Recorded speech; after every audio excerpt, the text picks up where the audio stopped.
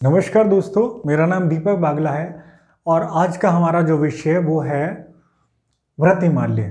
ठीक है, उत्तराखंड का भौगोलिक विभाजन भाग 4। ओके। और पहले जो पहला, दूसरा और तीसरा भाग है हमने उसमें पढ़ा है गंगा का मैदान, उसके बारे में थोड़ा विस्तार पूर्वक पढ़े। उसके बाद गंगा के मैदान के बाद क्या आएगा, तराई क्षेत्र पढ़ा। तराई के बाद भाबर क्षेत्र क्या होता है, भाबर क्षेत्र पढ़ा। भाबर के बाद हमने पढ़ा शिवालिक क्षेत्र के बारे में, मुख्य मुख्य बातें बहुत सारी विस्तार पूर्वक बल्कि। और शिवालिक के बाद हमने पढ़ा दून क्षेत्र, और दून के बाद पढ़ा हमने लघु या मध्य हिमालय। ठीक है, तो आज बात करते हैं वृत्त हिमालय की। आइए शुरू करते हैं। देखिए, वृत्त हिमालय को उच्च हिमालय क्षेत्र हिमाद्री भी बोलते हैं। इसको हिमाद्री इसलिए बोलते हैं क्योंकि इसकी अधिकांश चोटियां हैं, अधिकांश जो ये वृत्त हिमालय है वर्ष भर हिम से ढका हुआ होता है, बर्फ से ढका रहता है। ठीक है, और विश्व की जो सबसे ऊंची ऊंची चोटियां हैं वृत्त हिमालय पर ही हैं। हिमाद्री बोलते हैं, महाहिमालय बोलते हैं, मुख्य हिमालय बोलते हैं, और इसको आंतरिक हिमालय भी बोलते हैं। ये जरा नोट करने वाली बात है, आंतरिक हिमालय जैसे पहले बताया, जब शिवालिक के बारे में हमने पढ़ा था तो पहले ऐसे रेडियस चाप शेप में है थोड़ा सा ये, तो ये वृत्त हिमालय है, ये लघु या मध्य हिमालय, ये शिवालिक हिमालय। तो जो शिवालिक वाला है ये बाहर की तरफ है, शिवालिक वाला बाहर की तरफ है तो शिवालिक हिमालय हो गया। ओके, और ये जो है वृत्त हिमालय अंदर की तरफ है तो ये हो गया आंतरिक हिमालय। याद रहेगा? ओके, आगे बढ़ते हैं। देखिए, ये जो वृत्त हिमालय है ये 6 जिलों से गुजरता है। वृत्त हिमालय है 6 जिलों से गुजरता है। जब हमने उत्तराखंड की मुख्य पर्वतमालाएं पढ़ी थी तो ये सब दिखा था। ठीक है, हालांकि फिर दोबारा दिखाएंगे। देखिए, ये जो गुजर रहा है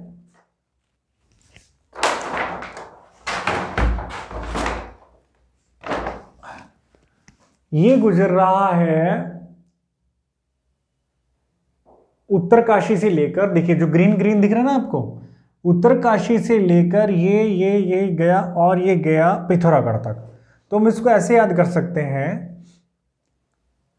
भाई, शुरू के ऊपर वाले जो सीमावर्ती 3 जिले हैं कौन कौन से हैं वो बता दीजिए जरा एक बार। कौन सा है बता दीजिए, हमने फर्स्ट वीडियो में पहले अध्याय में हमने सब पढ़ा है। ये कौन सा है? यस, पिथौरागढ़। ये कौन सा आएगा? चमोली। ये कौन सा है? उत्तरकाशी। पिथौरागढ़, चमोली, उत्तरकाशी, तो तीनों से तो टच है ही है। ओके, उसके बाद देखिए जो रुद्रप्रयाग है, रुद्रप्रयाग और टिहरी का जो उत्तरी हिस्सा है, रुद्रप्रयाग और टिहरी का जो उत्तरी हिस्सा है ये वहां से टच होते हुए जा रहा है। रुद्रप्रयाग, ये टिहरी है भाई, हमने पढ़ा था ना उत्तरकाशी के नीचे 2 जिले जो किसी भी अन्य राज्य या देश से सीमा नहीं बनाते। कौन सा? टिहरी गढ़वाल और रुद्रप्रयाग। तो जो टिहरी गढ़वाल और रुद्रप्रयाग के ऊपर से उत्तर से होता हुआ ये चमोली के पास से होता हुआ और ये जाएगा कहाँ? ये इधर बागेश्वर, और बागेश्वर के उत्तर से टच होता हुआ ये सीधा गया कहाँ? पिथौरागढ़। तो कौन से जिले कितने हो गए? 1 भाई, ऊपर के तो 3 हो गए सीधे सीधे 3। ये कौन सा? टिहरी गढ़वाल 4, रुद्रप्रयाग 5, और उसके बाद और ये है बागेश्वर 6, और उसके बाद है ये पिथौरागढ़ यानी कि 7। नहीं 6 जिलों से जाता है, 6 जिलों से 6 1 2 3। पिथौरागढ़ तो पहले काउंट कर लिया ना हमने 3 में, तो 3 ये हो गए, 4 5 और ये बागेश्वर 6। तो 6 जिलों से ये गुजर रहा है। जबकि जो शिवालिक था, शिवालिक कितने जिलों से गुजर रहा था? रिप्लाई कीजिए जरा एक बार। यस, रिप्लाई कीजिए, बोल कर कीजिए। ठीक है, मन में नहीं, नॉर्मल बोल कर कीजिए, जैसे आप मेरे से बात कर रहे हो तो आपको अच्छे से समझ में आएगा, मजा आएगा। कितने शिवालिक कितने जिलों से गुजर रहा था? यस, 7 से। और लघु या मध्य हिमालय कितने से? यस, 9 से। कितने से? 9 जिलों से। और जो 4 जिले कौन कौन से छोड़ दें हैं बता दीजिए। यस, 2 तो प्लेन के छोड़ दीजिए। कौन से? हरिद्वार, उधम सिंह नगर, और पूर्व के 2 छोड़ दीजिए, पिथौरागढ़ और कौन सा? बागेश्वर। ठीक है, तो 13 जिले हैं, 13 में से 4 गए, 9 जिले। ओके, तो 9 से कौन सा था, लघु या लघु या मध्य हिमालय। आगे बढ़ते हैं। देखिए जो इसकी चौड़ाई है वो है 15 से 30 किलोमीटर, 15 से 30 किलोमीटर इसकी चौड़ाई है।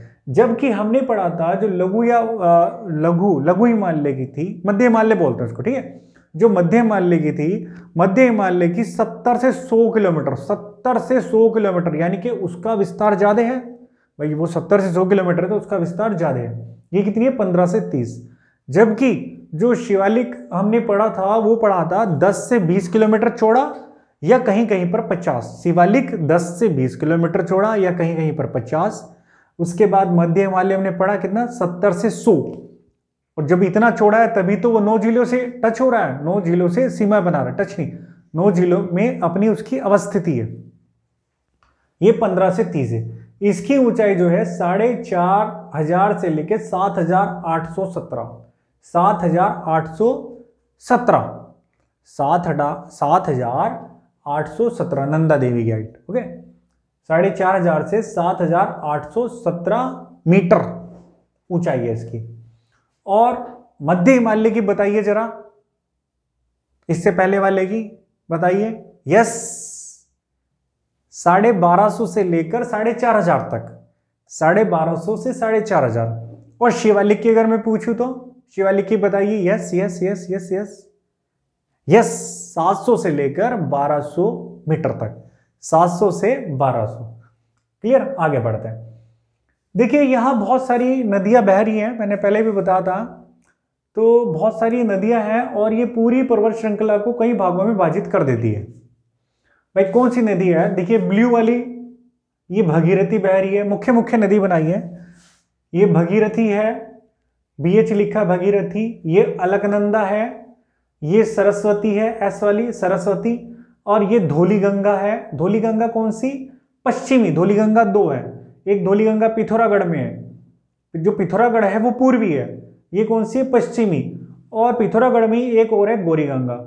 तो ये पूरी की पूरी क्या है, इस हिमालय को कई छोटी छोटी श्रृंखलाओं में विभाजित कर देती है, कई श्रेणियों में विभाजित कर देती है। तो जैसे ये पहले वाले आपको ये मुख्य श्रेणियां ये हैं इसकी, जैसे बंदरपुंछ, श्रीकंठ, यमुनोत्री। बंदरपुंछ, श्रीकंठ, यमुनोत्री तीनों एक ही जगह है। देखिए बंदरपुंछ, बंदरपुंछ, यमुनोत्री, बंदरपुंछ, श्रीकंठ और यमुनोत्री, जहां से यमुना निकल रही है। तो इसने क्या काम किया, इस नदी ने यानी कि भगीरथी ने इस पर्वत श्रृंखला को यहां को काट दिया। और जो ये पर्वत श्रृंखला ये बनी 3, कौन कौन सी है, बंदरपुंछ वाली है, यमुनोत्री वाली है और श्रीकंठ वाली है। क्लियर, इसकी अवस्थिति आपको अच्छे से पता होगा। ये कौन सा है, यस, उत्तरकाशी। आगे बढ़ते हैं। अब भगीरथी और अलकनंदा के बीच में कौन सी है, देखिए भगीरथी और अलकनंदा के बीच में जो आई, अब फिर काट दिया, तो कौन सी श्रृंखला है बनी, एक तो गंगोत्री वाली, एक तो गंगोत्री है ना, गंगोत्री, केदारनाथ, चौखंबा। तो गंगोत्री तो देखिए यहां है, गंगोत्री यहां जहां से भगीरथी नदी निकल रही है, गंगोत्री। और जो केदारनाथ है रुद्रप्रयाग के बिल्कुल उत्तर में है, केदारनाथ जो है रुद्रप्रयाग के बिल्कुल उत्तर में है। तो गंगोत्री, केदारनाथ, अब बचा चौखंबा। तो चौखंबा जो है बिल्कुल यहां पर है, किनारे पर, ठीक है जी, यानी कि रुद्रप्रयाग और उत्तरकाशी के बिल्कुल किनारे पर। तो कौन सी श्रृंखला हो गई, गंगोत्री, केदारनाथ, चौखंबा। तो अब आपको इनकी लोकेशन भी समझ में आ गई होगी। अगर आपसे पूछे जो चौखंबा है, चौखंबा किस जिले में है, चौखंबा श्रेणी या चौखंबा पर्वतमाला, तो कहां होगी, चमोली में। केदारनाथ वाली तो रुद्रप्रयाग में है ही, गंगोत्री भी आपको पता है। तो गंगोत्री, केदारनाथ, चौखंबा। आगे बढ़ते हैं। फिर आई कामेट, गौरी और माणा। भाई कामेट कहां है, अब देखिए धौलीगंगा। अब धौलीगंगा और सरस्वती, आप क्या ये ऐसे भी कह सकते हैं कि अलकनंदा और धौलीगंगा के बीच में है, उन्होंने हिमालय को काट दिया, वृहत हिमालय को, या सरस्वती और धौलीगंगा के बीच में भी आप इसको कह सकते हैं। तो बुक में सरस्वती धौलीगंगा के बीच में लिखा है, तो वही पढ़ लेते हैं। तो सरस्वती और धौलीगंगा के बीच में कौन सी आएगी, कामेट, गौरी, माणा। तो कामेट देखिए सबसे ऊपर वाला जो यहाँ पे है, यह है कामेट पर्वतमाला, यह है कामेट श्रेणी। ओके, कामेट श्रेणी, ये कामेट, कामेट के ठीक नीचे है माणा। माणा आप गए होंगे, वहाँ एक माणा अंतिम गांव है उत्तराखंड का, और वहाँ पर लिखा भी है एक वहाँ से सरस्वती नदी निकल रही है, और एक छोटा सा पुल है, और पुल के थोड़ा सा पहले, पुल के जहाँ शुरू हो रहा है वहीं किनारे पर लिखा है यह उत्तराखंड की अंतिम दुकान है। ठीक है, अंतिम दुकान ऐसे करके लिखा हुआ है। तो ये माणा वही है। ठीक है, तो कामेट, गौरी, माणा, कामेट, गौरी और माणा। कामेट, ये रहा कामेट, ये रहा गौरी, और ये है माणा श्रेणी। ओके, और फूलों की घाटी भी व्रत हिमालय में ही है। फूलों की घाटी भी व्रत हिमालय में ही है, अच्छे से समझ लीजिए। फूलों की घाटी भी कहाँ है? व्रत हिमालय में। ओके, आगे बढ़ते हैं। उसके बाद कौन सी है? नंदा देवी, दूनागिरी, त्रिशूल, नंदकोट। भैया ना, नंदा देवी, दूनागिरी, त्रिशूल, नंदाकोट अभी देख लेते हैं। तो देखिए सबसे पहले कौन सी है? नंदा देवी। नंदा देवी, इसका मतलब है धौली गंगा और गौरी गंगा के बीच इनकी स्थिति। धौली गंगा और गौरी गंगा के बीच में।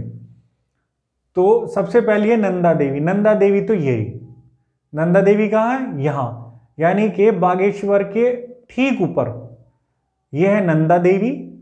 ओके, और ये नंदा देवी है, और नंदा देवी के बाद दूनागिरी। नंदा देवी के ठीक ऊपर दूनागिरी है, और ठीक नीचे त्रिशूल है।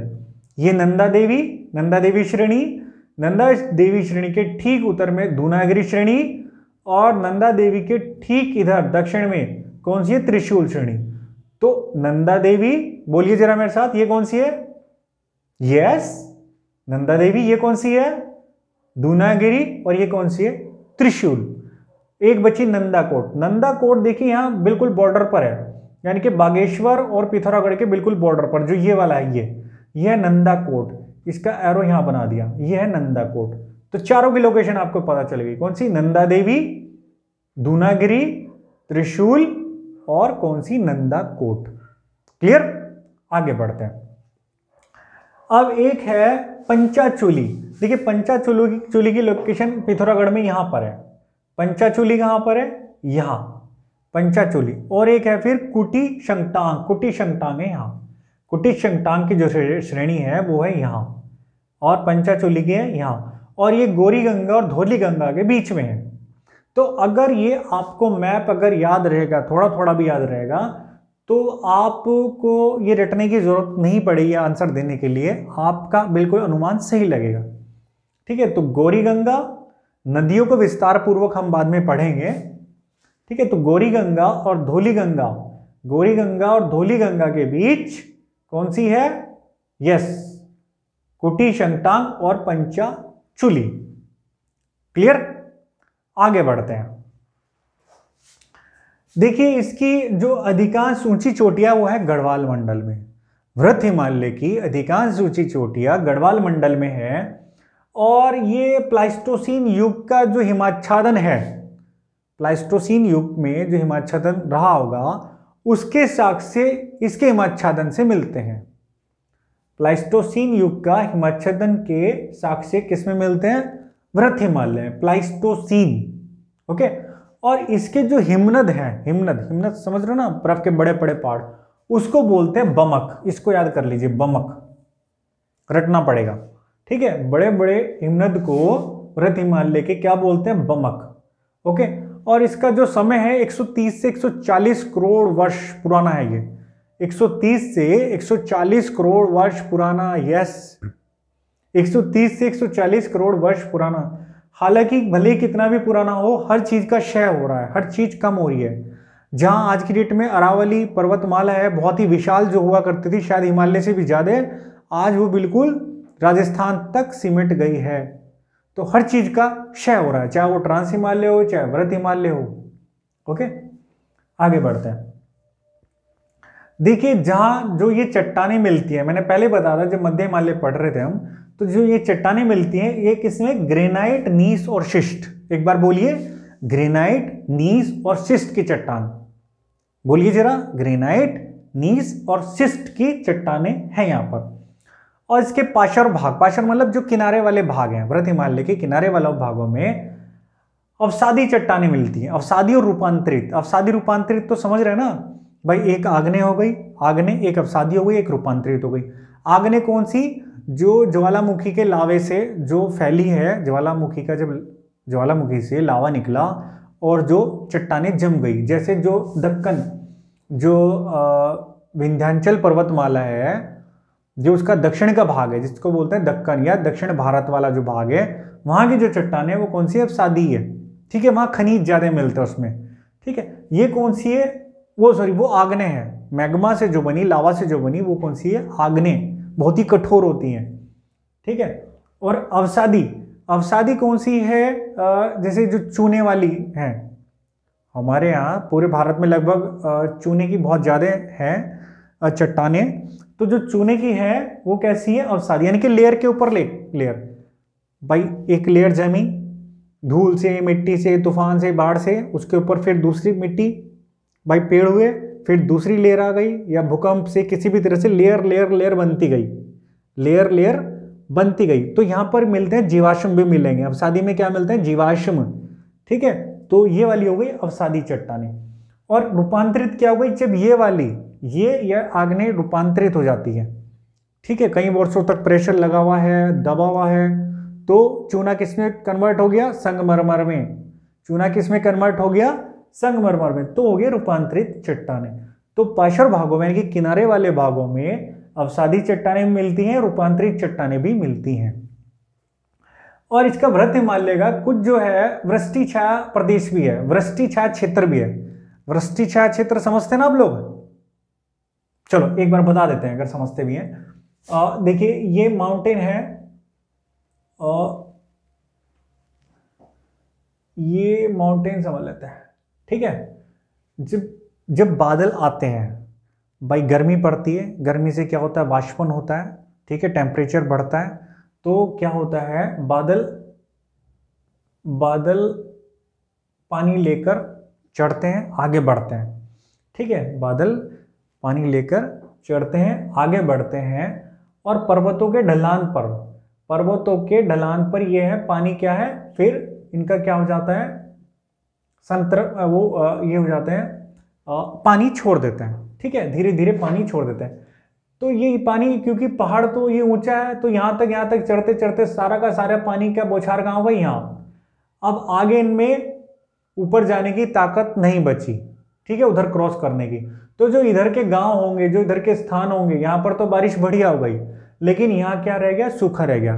ऐसे भारत में बहुत सारे क्षेत्र हैं, ऐसे भारत में बहुत सारे क्षेत्र हैं। जैसे शायद जो पुणे है, पुणे भाई वृष्टि छाया क्षेत्र में है पुणे। अगर आप पुणे की लोकेशन देखो तो एक तरफ मुंबई है, मुंबई में बारिश हो रही है, समुद्र के किनारे है, लेकिन वो थोड़ा ऊंचाई पर है, ऊंचाई के बाद उधर, तो सारा पानी तो इधर छोड़ देते हैं बादल, और पुणे क्या रह जाता है, सूखा। या जो विदर्भ वाला क्षेत्र है, विदर्भ और थोड़ा सा दक्षिण में आएंगे तो विदर्भ वाला जो क्षेत्र है वो वृष्टि छाया क्षेत्र है।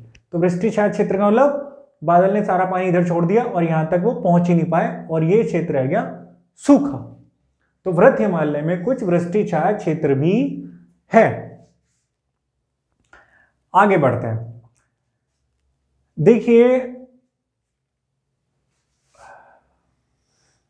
हाँ इसी को पूरा कर लेते हैं। देखिए यहां पर क्या है, इसको करते हैं पहले। देखिए ये अगर हमारा ये वृत्त हिमालय मान ले, तो जो 10,000 फीट की ऊंचाई तक, 10,000 फीट की ऊंचाई तक जो वन पाए जाते हैं वो पाए जाते हैं शीतोष्ण कटिबंधीय सदाबहार वन। 10,000 फीट तक शीतोष्ण कटिबंधीय सदाबहार वन। और इसमें पेड़ कौन से मिलेंगे, चीड़, साल, सागौन। कौन से, चीड़, साल, सागौन, जो बिल्कुल नॉर्मल है, चीड़, साल, सागौन। ओके, शीतोष्ण कटिबंधीय सदाबहार वन, चीड़, साल, सागौन। लेकिन 10,000 फीट से ऊंचाई पर, 10,000 से ऊंचाई यानी कि 12 से 13,000 तक यहां मिलते हैं घास के मैदान। जैसा मैंने पहले भी चर्चा की थी, यहां मिलते हैं घास के मैदान। कहां से, 10,000 से ऊपर 12,000। ठीक है, 12,000 के बाद फिर क्या मिलेगा, फिर वनस्पति लगभग विलुप्त के कगार पर आ जाएगी। तो इनको बोलते हैं बुग्याल, प्यार या अल्पाइन पास्चर्स। बुग्याल, प्यार या अल्पाइन पास्चर्स। ठीक है जी। तो जो हिमाचल के पशु चारक है गद्दी, या हमारे उत्तराखंड के जो हैं पशु चारक, वो यहाँ पर अपने पशुओं को ले जाते हैं। और विशेष रूप से जो भोटिया लोग, भोटिया हैं जो व्रत हिमालय के मूल निवासी है। व्रत हिमालय के मूल निवासी कौन है? भोटिया। यस, भोटिया हैं मूल निवासी। वैसे तो यहाँ पर व्रत हिमालय पर कोई बहुत ज़्यादा फसल नहीं होती, लेकिन ये फिर भी ये बड़ी मेहनत करके जो गर्मी के 4 महीने उसमें गेहूं, मंडवा और जौ अपने खाने लायक उगा लेते हैं। गेहूं, मंडवा, जौ, इनका मुख्य कार्य क्या है? पशुपालन करते हैं। मुख्य क्या है? पशुपालन। इनकी स्किन बेचते हैं, ठीक है, उसकी ऊन बेचते हैं, ठीक, और जड़ी बूटियों का व्यापार भी ये लोग करते हैं।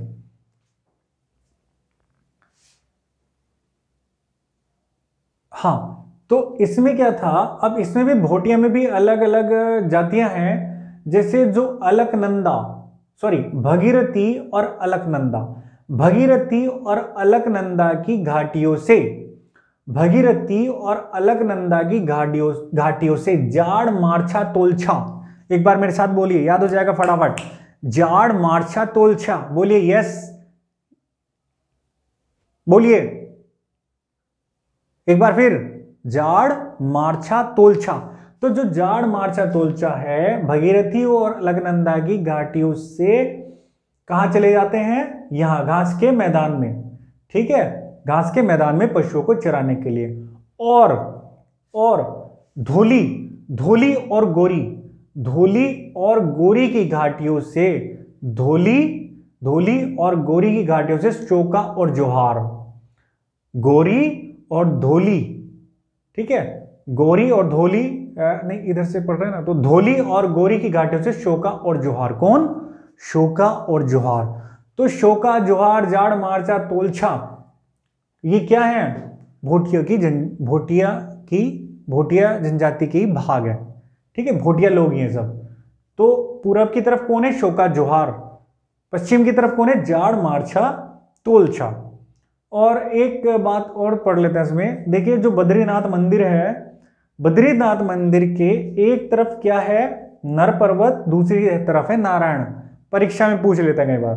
बद्रीनाथ के एक तरफ क्या है? नर, एक तरफ नर है, एक तरफ नारायण है। तो जब आप बद्रीनाथ जाएंगे कभी, तो आपको पता लग जाएगा ये कौन सी हिमालय श्रेणियां हैं। यस, कौन सा हिमालय? ये यस, व्रत हिमालय, नो डाउट। कौन सा? व्रत हिमालय। फूलों की घाटी में जाएंगे तो समझ जाएंगे कौन सा हिमालय? व्रत हिमालय। Yes, okay. एक बचा हमारा ट्रांस हिमालय। क्या बचा? ट्रांस हिमालय। देखिए ट्रांस हिमालय जो है, ट्रांस हिमालय की जस्कार श्रेणी ये गुजरती है, ठीक है ना। उत्तराखंड के मुख्य पर्वतमाला में पढ़ा था ना हमने, ट्रांस हिमालय। ट्रांस हिमालय यहां से यहां तक, ओके, ऊपर के 3 जिलों से ये गुजरता है। अपेक्षाकृत ट्रांस हिमालय की जो ऊंचाई है व्रत हिमालय से कम है। ट्रांस हिमालय की ऊंचाई व्रत हिमालय से कम है। और ट्रांस हिमालय की जो चौड़ाई है उत्तराखंड में कम है, और ये तिब्बत तक आगे तक फैला हुआ है, ठीक। सबसे प्राचीन है ये। एक रिवीजन कर ले। देखिए व्रत हिमालय के नाम बता दीजिए फटाफट। Yes yes yes yes yes yes. व्रत हिमालय के नाम क्या है? उच्च हिमालय तो बोलते ही हैं, महा हिमालय, मुख्य हिमालय। हमें कौन सा ध्यान रखना है? हिमाद्री या आंतरिक हिमालय। कितने जिलों से गुजरता है? यस, 6 जिलों में इसकी अवस्थिति है। चौड़ाई 15 से 30, ऊंचाई 7800, यस 17। मुख्य 6 श्रेणियां बनी हुई हैं। कौन सी बता दीजिए फटाफट? बंदरपुच, श्रीकंठ, यमुनोत्री, उसके बाद गंगोत्री, केदारनाथ, चौखंबा, उसके बाद कामेट, गोरी, माणा, फिर नंदा देवी वाली, नंदा देवी, दूनागिरी, कौन सा आएगा फिर? नंदाकोट भी आएगा, त्रिशूल भी आएगा, पंचाचूली पिथौरागढ़ में, कुटी शंगटान, ओके। और जो इसके हिमाच्छादन का साक्ष्य है कौन से युग का है? प्लाइस्टोसीन। Very good. हिमनद को क्या बोलते हैं? रिप्लाई कीजिए। Yes yes yes yes yes, बमक। क्या बोलते हैं? बमक। Very good. टाइम बता दीजिए एक बार। यस, 130 से 140 करोड़ वर्ष। और अवसादी और स्थान रूपांतरित चट्टाने से मिलती हैं, या कायांतरित भी बोलते हैं। कायांतरित या रूपांतरित एक ही बात है।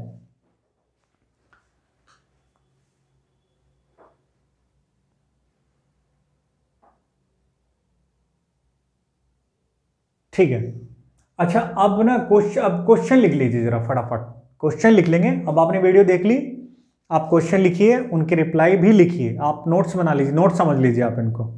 ओके, तो सबसे पहले लिखिए बाह्य हिमालय किस हिमालय को कहते हैं? यस, बाह्य हिमालय किस हिमालय को कहते हैं? आंतरिक हिमालय व हिमाद्री किस हिमालय को कहते हैं? वृहत हिमालय कितने जिलों से होकर गुजरता है? वृहत हिमालय की चौड़ाई व ऊंचाई बताइए।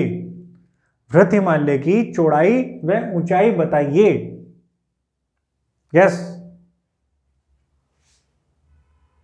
दूनागिरी पर्वतमाल्य किस हिमालय का भाग है? नंदाकोट पर्वत श्रेणी किस हिमालय का भाग है? यस। पंचाचूली पर्वत श्रेणी किस हिमालय का भाग है? वृहत हिमालय के हिमनदों को क्या कहा जाता है? वृहत हिमालय का समय बताइए।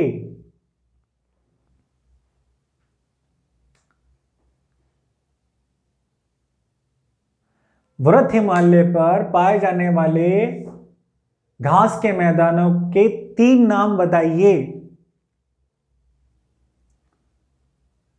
बुग्याल व प्यार कितनी ऊंचाई पर पाए जाते हैं? बुग्याल व प्यार कितनी ऊंचाई पर पाए जाते हैं? वृहत हिमालय में किस प्रकार के वन हैं? बद्रीनाथ किन 2 पर्वतों के बीच स्थित है? ओ सॉरी, ये तो केदारनाथ है। हाँ, ये केदारनाथ ही है, ठीक है, केदार हिमालय। अच्छा, अलग से हो गया बद्री, एक बार मैंने ऐसे ऐसे करके बता दिया था। तो ये बद्री है, ये केदार है, ठीक है। ये केदार हिमालय आएगा, केदार आएगा, केदार, और ये वाला गंगोत्री वाली श्रेणी में। फूलों की घाटी किस हिमालय में है?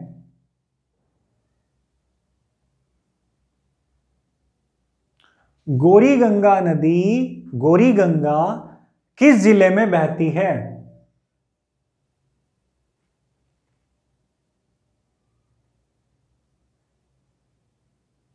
सरस्वती किसकी सहायक नदी है?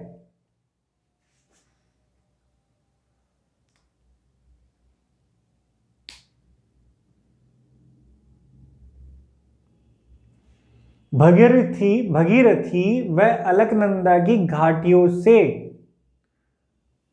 भगीरथी व अलकनंदा की घाटियों से भोटिया जनजाति की कौन सी जातियां बुग्याल व प्यार में अपने पशुओं को चराने के लिए ले जाती हैं? ओके, ठीक इसी तरह धौली व गौरी गंगा की घाटियों से, धौली व गौरी गंगा की घाटियों से भोटिया जनजाति की कौन सी जातियां बुग्याल व प्यार में अपने पशुओं को चराने के लिए ले जाती हैं? तो मैं समझता हूं कि ये आपको इसका जो है एक समझ विकसित हो गई होगी। 1-2 बार इसको देखेंगे, बहुत पक्का हो जाएगा, बहुत बढ़िया सॉलिड हो जाएगा। थोड़ा ये बस जब मैं ये बताऊं जरा इसको ध्यान से देख लेना, क्योंकि थोड़ा डायग्राम मुझे छोटा लग रहा है और गुंजाइश इतने की है। हाँ देखिए, मैं आपको एक चीज़ बताना चाह रहा था, अनुभव कहिए या कुछ भी समझ लीजिए आप। हम लोग क्या है, हम लोग प्रश्नों को समझने से पहले, प्रश्नों को समझने से पहले क्या उसका उत्तर देने को बिल्कुल तत्पर रहता है, जल्दबाजी हमें क्या रहती है, हम सब लोगों को क्या जल्दबाजी रहती है, ठीक है। तो जल्दबाजी को कंट्रोल कीजिए, जल्दबाजी आपको बिल्कुल नहीं करनी है, रिलैक्स रहना है, कूल रहना है, किसी भी काम की जल्दबाजी नहीं करनी है। ओके, तो ये हैबिट बना दीजिए, जल्दबाजी, हड़बड़ाहट। हड़बड़ाहट कब होती है? जब हमें जल्दबाजी हो, ठीक है ना। एक्सीडेंट कब होते हैं? जब सबसे ज्यादा एक्सीडेंट कब होता है? जब हम स्पीड में होते हैं। तो आपको कंट्रोल करना है, आपको खुद को कंट्रोल करना है। और कोई भी प्रश्न, किसी भी प्रश्न का उत्तर जल्दबाजी में नहीं देना है, क्योंकि आप जो भी बोल रहे हैं, जो भी आप बोलते हैं, उसका सीधा संबंध किससे? आपके व्यक्तित्व से। जो आप बोलते हैं उसी से आपके व्यक्तित्व का निर्माण होता है। तो किसी भी प्रश्न का उत्तर देना हो, कोई भी प्रश्न हल करना हो, या कोई भी निर्णय लेना हो, तो जल्दबाजी में बिल्कुल भी नहीं लेना। बिल्कुल कूल होकर, जितने आप कूल रहेंगे, जितने आप खुश रहेंगे, जितने आप प्रसन्न रहेंगे, जितने आप शांत रहेंगे, उतने ही आप उत्तर बढ़िया देंगे और उतने ही अपने निर्णय अच्छे ले पाएंगे। तो यही मेरा आपसे कहना था, और इसके साथ समापन करते हैं।